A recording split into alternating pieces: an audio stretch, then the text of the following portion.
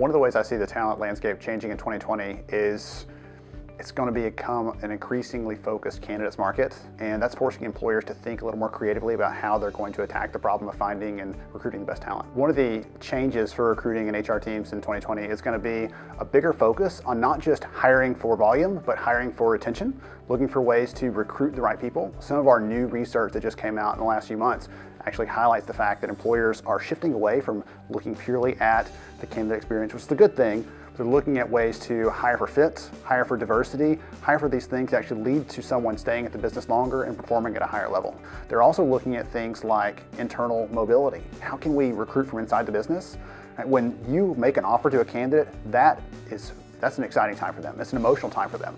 When you offer them another opportunity in the business, it re-engages them all over again. Whether they take it or not, it does not matter, because they get that feeling of I'm wanted, I'm desired, and I have something valuable to add to this business. Our research actually shows that 3/4 of employees, of workers, have left an employer because they didn't see a career path ahead of them.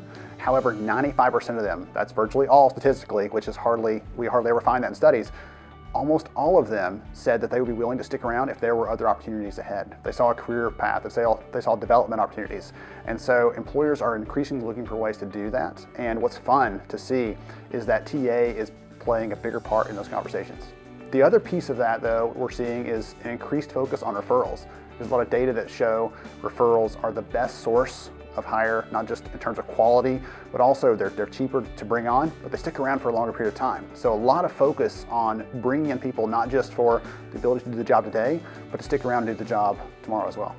One of the most fun pieces of research that we've done in the last year or so is looking at how employers are embracing AI tools, chatbots, texting, those new capabilities. And it's really exciting to see, because for a long time, when someone talked about the recruiting tech stack, it was their ATS, and that was it. And increasingly, employers are looking for ways to differentiate themselves, to be more competitive in the hiring landscape. And those tools offer a way to create more personal, more engaging experiences for candidates.